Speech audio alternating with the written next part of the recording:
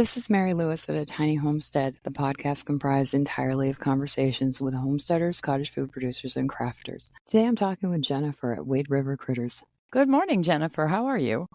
Doing great. How about yourself? It's a beautiful day in Minnesota. I don't know what it's like in New Mexico, but it's the sun shining. It's not hot. It's not cold. Perfect.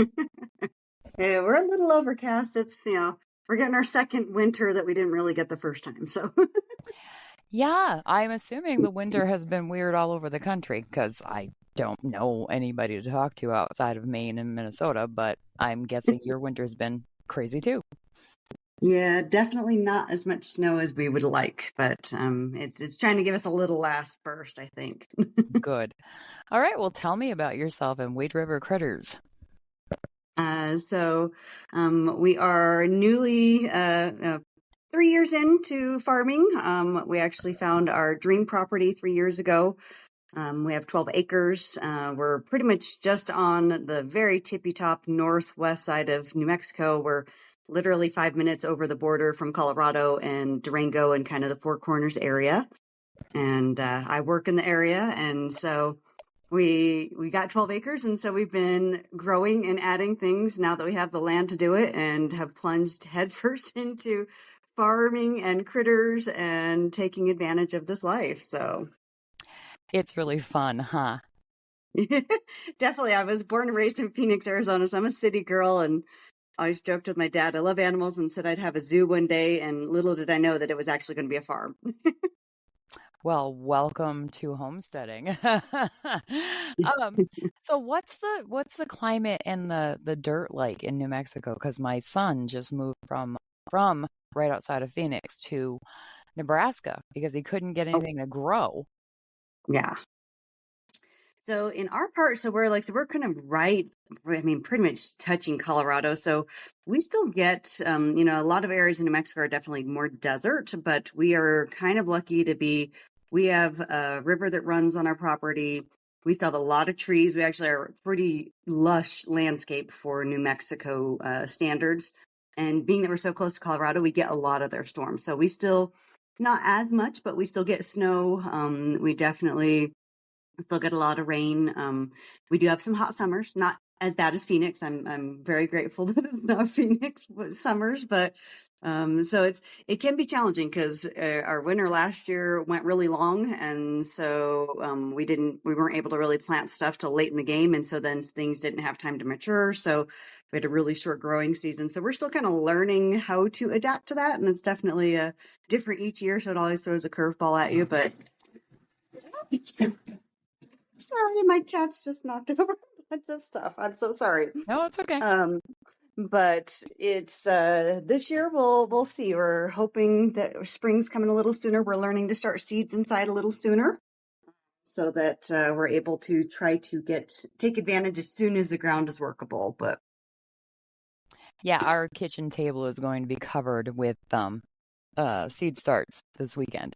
We're planting tomato seeds and herb seeds and I don't know what else, but I'm losing my kitchen table again for 8 weeks as I do every spring. yeah, we've Luckily, got my office has the floors covered right now, and we got little grow lights and doing what we can. yeah, luckily we don't actually sit to eat at the kitchen table very often, as most Americans don't. And so it's a really nice spot for the grow lights, and the windows are right there. So it's gonna be Multi-purpose. nice to have little green babies in the house again because I love it when they start to sprout. And by the end, when they're getting leggy and they need to go outside, I'm like, please take these babies out and put them in the ground, honey, please. So, and next spring, we won't have to start as many in the house because we're going to be building a heated greenhouse here in the next few weeks. That's definitely on our to-do list. We've got a pretty big garden area, but it's all open right now, and so we really want to do a greenhouse or out here because we have such fluctuating weather. We're actually thinking of digging out and doing a dug in to the earth greenhouse, so that we can have a bit more stable temperatures, and especially our summers. Our summers can get really, really hot, which of course just can make it a challenge for some of the items. So yeah, we debated doing the dug out greenhouse part. And money is just a little tight right now, and hiring someone to come in and dig it out was beyond what we could afford. And Yeah. we don't have a bobcat or a whatever we would use to dig it out. So we're just doing the bricks that sit on the ground so that Okay. the wood framing doesn't get wet and rot out. Yeah. And I think the plan is to get a propane heater for the temporary future for it. And then we were talking with someone, I don't remember who it was now, and they said that they put their compost pile behind their greenhouse and they make a vent through the wall of the greenhouse, and the heat from the compost pile gets blown into the greenhouse. Awesome. So I don't know how that works, but we're thinking about it. We have to do some more research.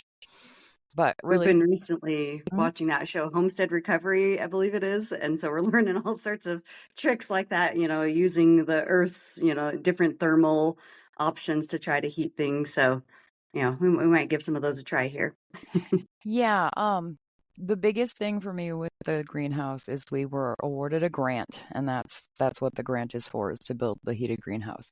And That's I just awesome. want it to last, I don't want to build it and have it be gone in 2 years. Sure. We've tried the hoop houses with plastic, and we had one get torn apart by the wind a couple of years ago, and it kind of broke my heart. Yeah. We had plants in there, and we had baby plants, we had seedlings in there, and they got knocked over and mixed up, and we had surprise gardens all over our yard because we weren't going to throw the seedlings away, and so we just put them Yeah. in forever. Yeah, I mean, obviously the hoop houses are nice, but we're same situation. We have way too strong of winds all the time. It'd be impossible. It would last maybe a month if we were lucky.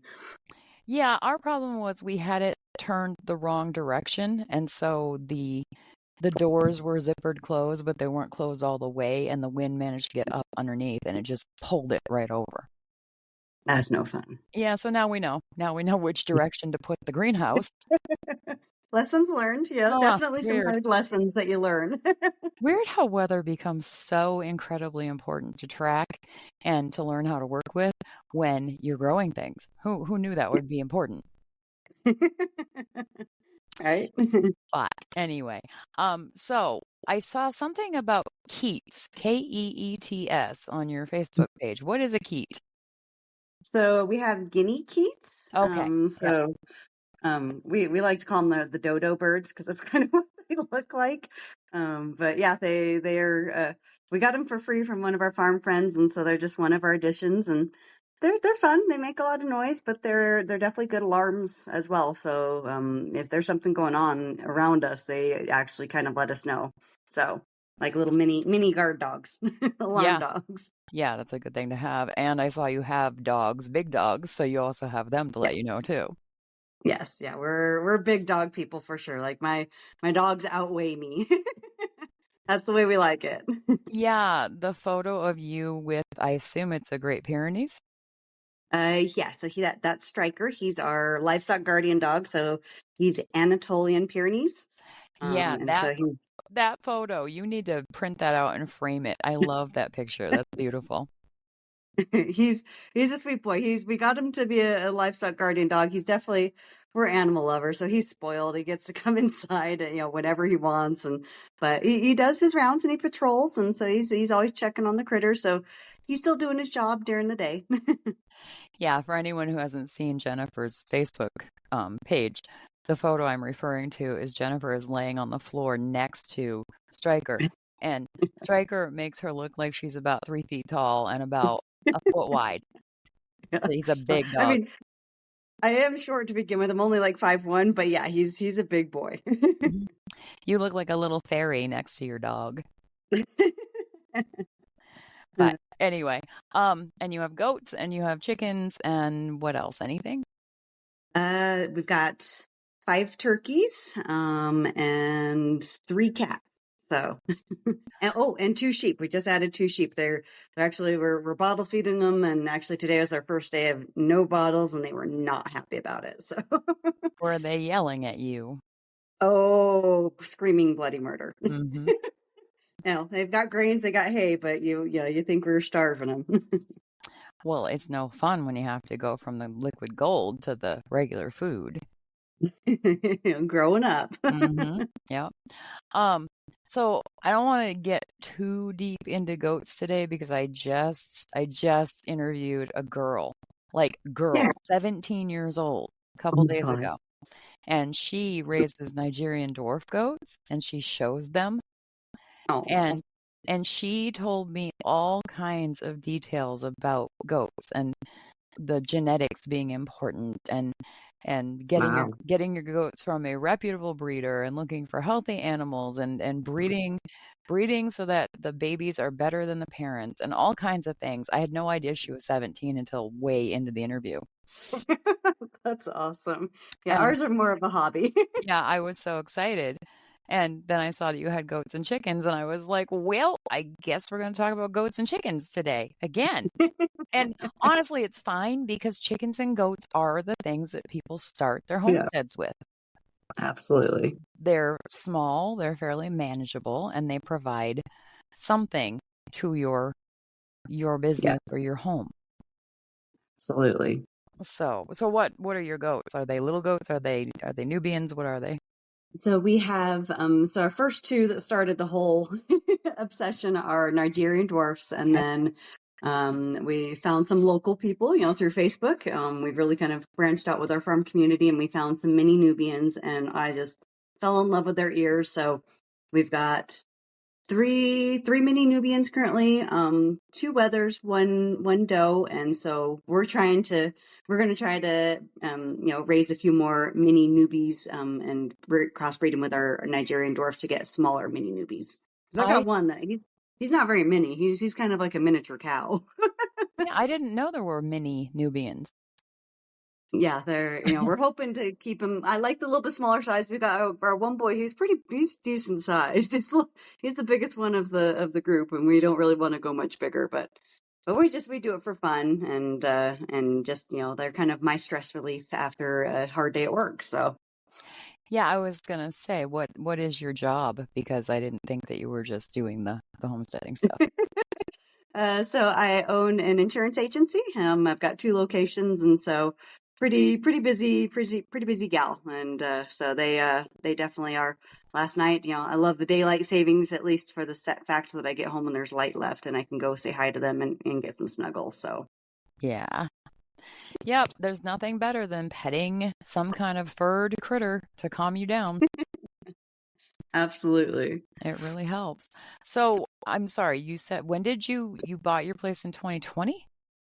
Uh, so 2021. So we're on our third summer here. So, and I always say, kind of when you approach me, I say, the best advice I can give anyone that is new to this world and getting into it is always go bigger than what you thought. We've expanded things multiple times.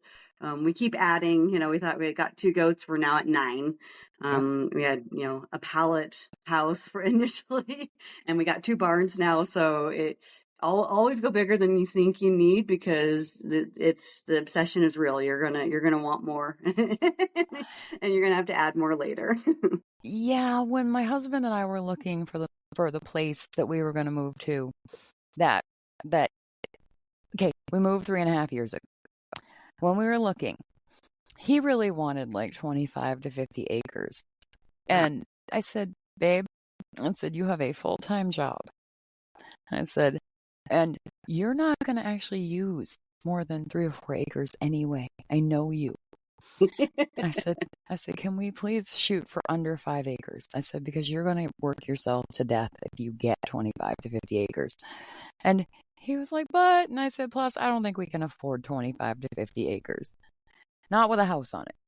And he was like, okay. And we looked at one place that had some, a lot of acreage. And he looked around and he said, it's a good thing the house isn't right. He said, because I can't. This is more, what I wanted is more than I thought it was. More land, more than I can handle. And I said, okay, good. So we ended up finding a place with 3.1 acres. And Nice. it's tough because we would love to have a couple mini cows because they're cute and Yeah. we would use the milk, but there's no place for them to graze. But Yeah. other than that, 3.1 acres is a perfect size. We've got room for the dog to play outside. We've got room for a shed for the chicken feed and the cat food and that stuff. We've got room for the chicken coop, and they have a run, and they've actually been free ranging. The chickens have been free ranging this winter because there hasn't been any snow. And they got allocated to the chicken run yesterday for the first time in 5 months. They are not happy. And the reason that they are now back in the chicken run is we need to get them used to being corralled again because they will Yeah. destroy our garden if we let them run when the Oh, garden yeah. come in it. So I understand if you can afford it and you have plans to expand, yes, by all means look for the biggest thing that you can handle. But you can do a lot with an acre as well.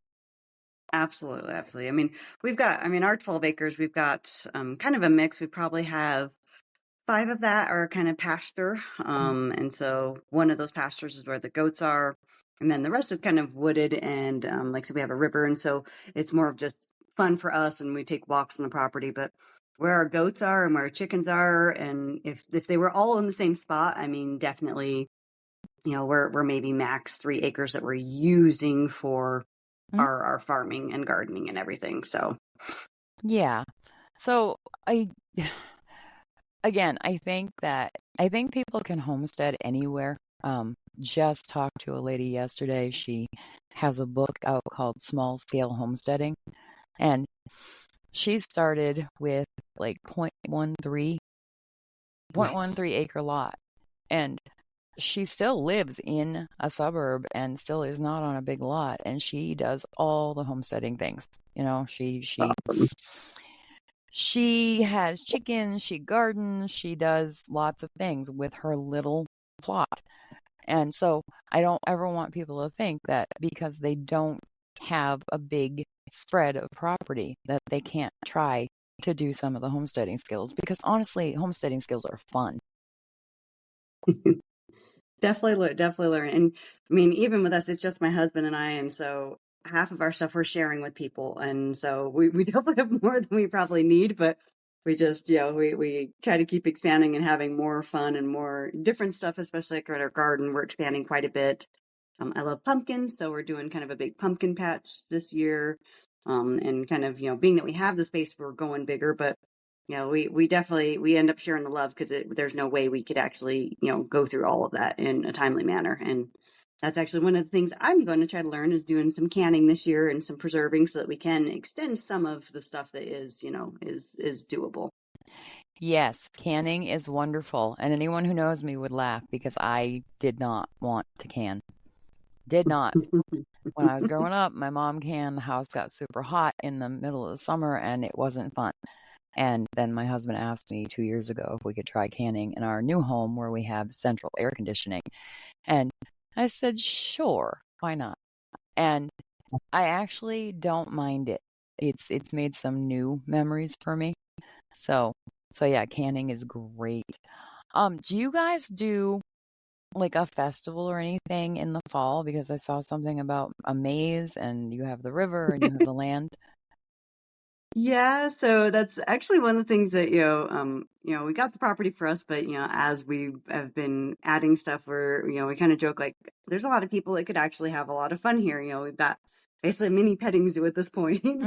Our property does actually have a maze. It sounds crazy, but we've got a really wooded area and the previous owners cut out paths and we've kind of added to it. And so it's something we're thinking about. I'm in insurance, so of course my first concern is liability. So we got to figure out that and make sure we've got some proper coverage and some things. But we're actually doing a few things to try to get the farm to just be able to generate maybe a little bit of income. I mean, it's definitely not what we got into it for to, make money, but if it can help cover some of the food for the goats and some of the chicken feed, great. That would definitely be helpful.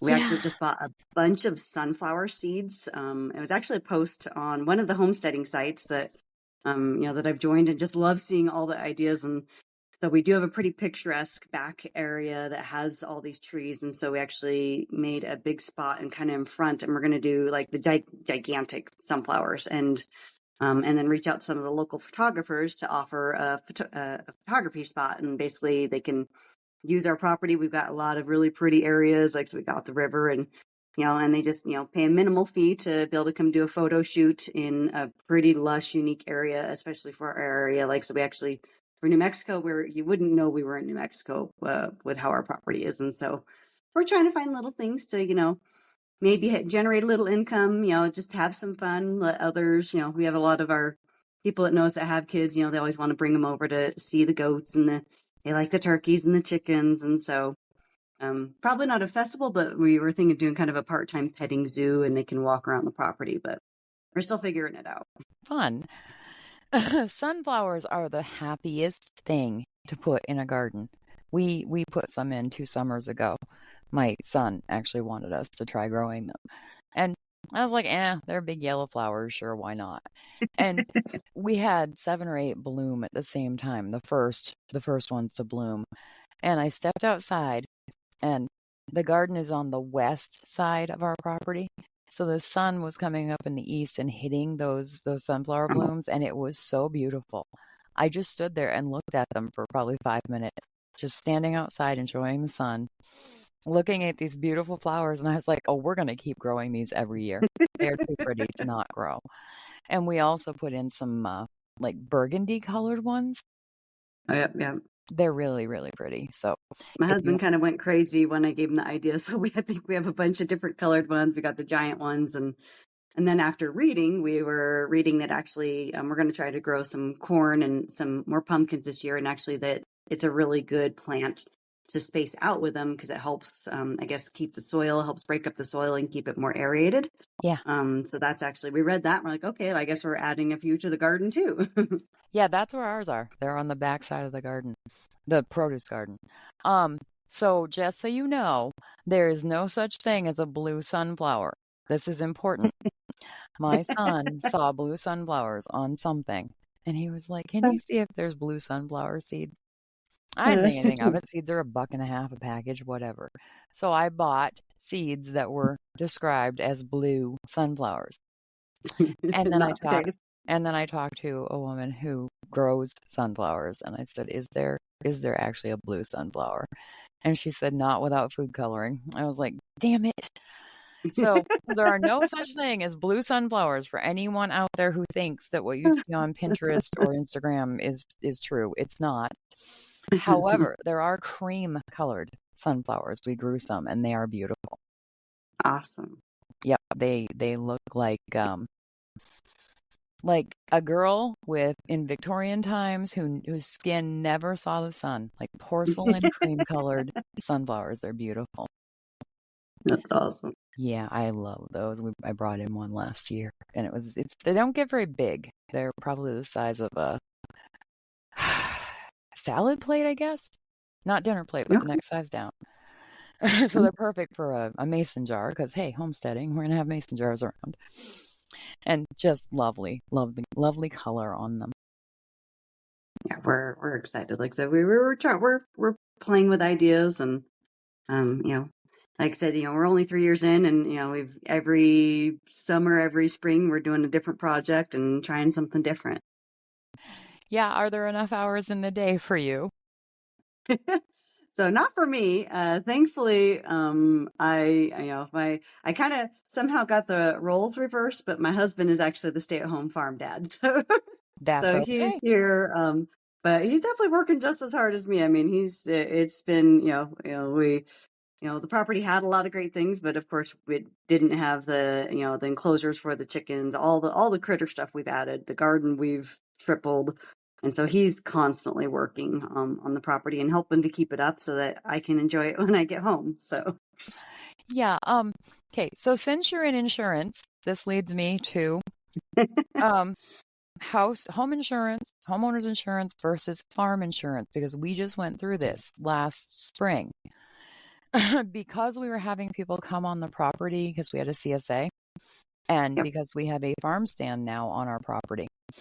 We talked to our insurance guy, who we love. He's now out of the business. He has retired, but we love him. And he said, you might want to consider farm insurance. And I was like, but why? And he said, because you have people coming onto your property. They're driving in your driveway, they're parking their cars, they're getting out, they're wandering around. He said, it will afford you more protections should, God forbid, someone get hurt. Yep. Absolutely. And that's, when you asked about us doing stuff on the property, like, so that's our thing that I'm still figuring out is, exactly what we want to do. Cause anytime you have people come, it's one thing to have friends, but when you have people coming onto your property and there's money exchanging hands, that's a different exposure. Your homeowner's insurance is meant to handle your friends and maybe some guests at, a little party they're hosting. It's not meant to handle traffic flow of strangers and, especially depending on how big you go, right? And so your regular home policy isn't going to be able to handle that, and actually gonna, you'll probably run into some issues. But talk to your agent. This is where every company's different. They have different options. I'd say if you have the ability to get a true actual farm policy, the farm policy definitely, they usually have more of the endorsements available to handle those types of risks. There's actually a term now because of like pumpkin patches and stuff like that. They call it agritainment. Yes. And so it's depending on the company, it's a little bit of a newer term, but that's what it's there for. It's intended to help cover some of the stuff that, that farms are doing, like pumpkin patches and food stands and, even like, like tours and stuff. And so it's definitely, it's a farm policy is going to be more capable of probably handling your needs. Where your home policy is probably not going to have some of those options. Most home policies, they can handle a hobby farm, like mine. Like I'm not generating income yet. And so my policy can handle my current situation, but me bringing people onto the property, want to do more stuff, that's where I need to look for some other options. And or possibly another small policy to handle that side of the business, because, a lot of people say, well, why is it really necessary? And me being in insurance, I always say, unfortunately, people are so happy. There's, it only takes one incident, one fall, where they are, and they try to come after you, and it's definitely not worth putting up your farm at risk. All the things you work so hard for, it's absolutely not worth it. When you can get a policy probably pretty affordable to protect you, and then then you don't have to worry about it. Yeah, the thing that we discovered is our farm policy is actually more expensive than our original policy was by a bit. And I asked our insurance guy, I was like, hey, buddy, how come it's so much more money? And he said, because it covers these things that the home insurance policy did not cover. And I said, oh, I'm not going to say it. I'm not very smart about this. Sorry, that was a stupid question to ask. So, yeah, there are so many things to consider when you change from a home in the city or in the suburbs to being out in the country. Absolutely. One of the things that we all talked about, the three people that live here when we moved here, we live 5 miles from our nearest town. And that's not that far. It's a small town. That's fine.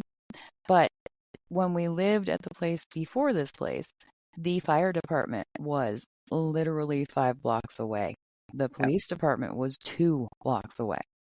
And so we all kind of sat down and talked about how things were different here. And I said, guys, please, for the love of God, be careful, because there's no guarantee that an ambulance is going to be able to get to you fast enough if something goes really wrong.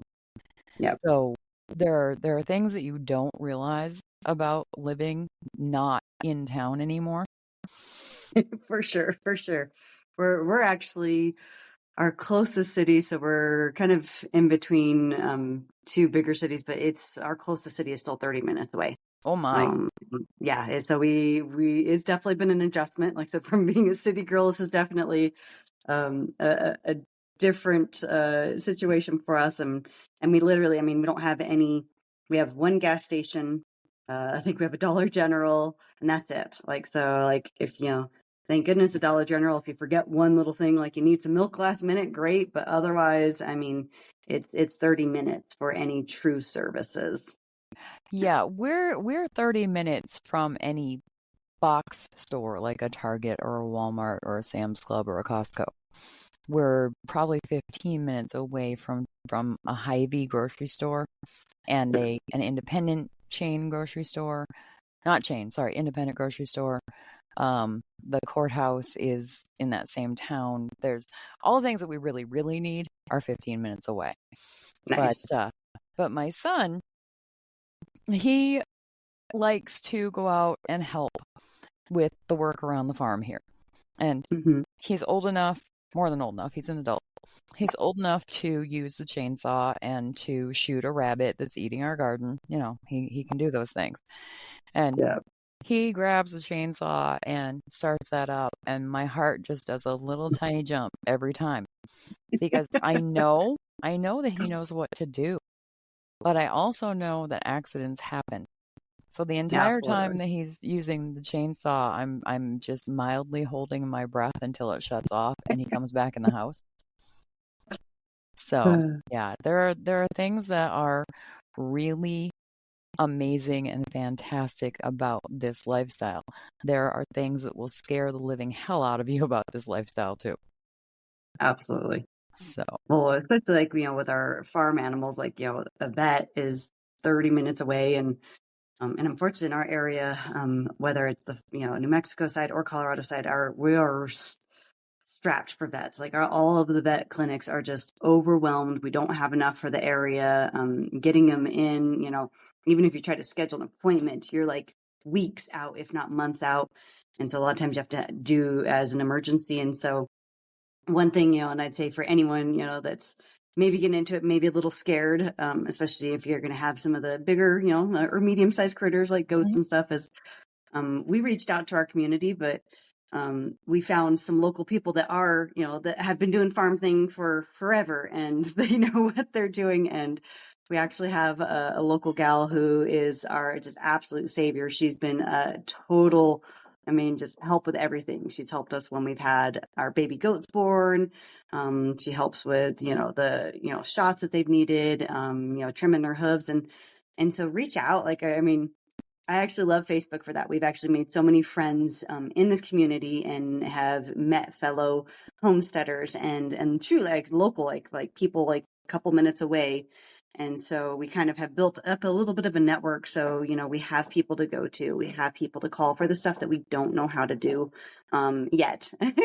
And when we need some help. And so that's really, I think, given us a boost of confidence. Our farm gal, I call her, she's my farm gangster. She is just amazing.